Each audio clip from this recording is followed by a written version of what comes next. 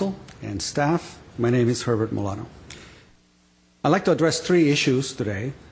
The first one is based on an observation that I can make about today's session.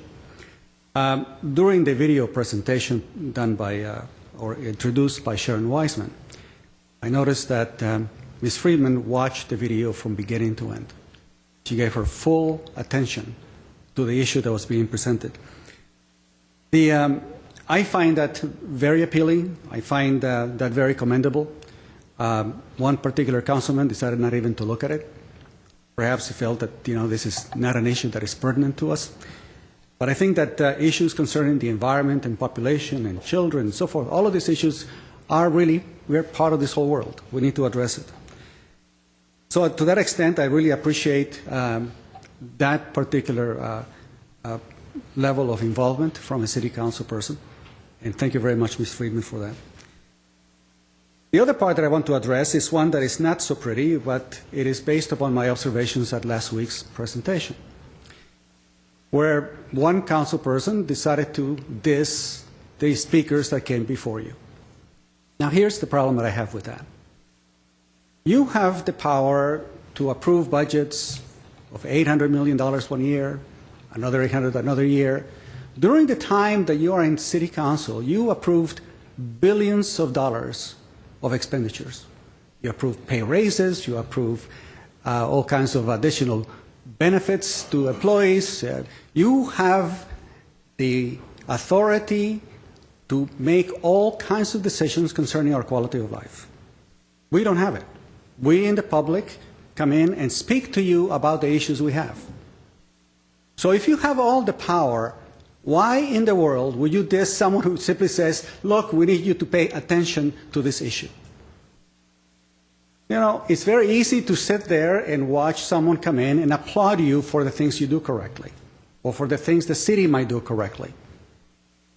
But the real bottom line with regard to democracy is listening and paying attention when someone has something to say that you do not agree with, or when you are being made accountable to. That's the essence of what makes this work.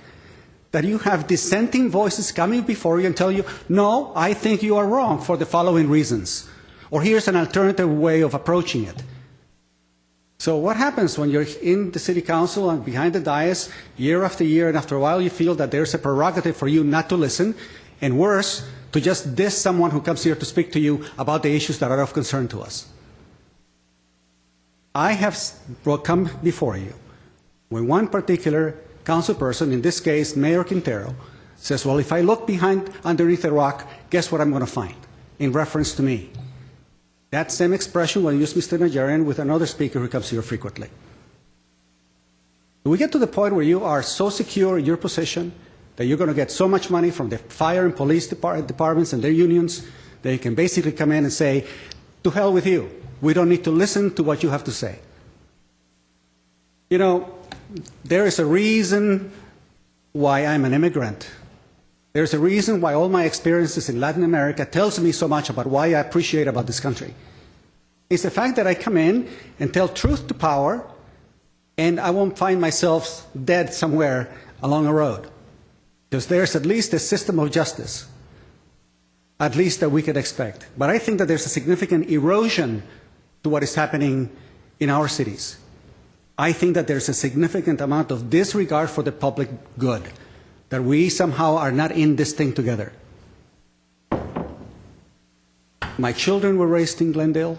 They attended the schools in Glendale. I know practically every single school in Glendale and been in it.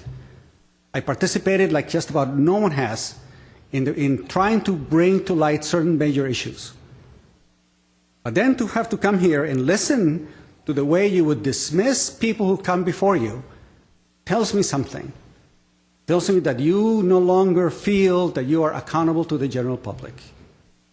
And if you have reached that level of disregard, you should not be reelected. Thank you very much.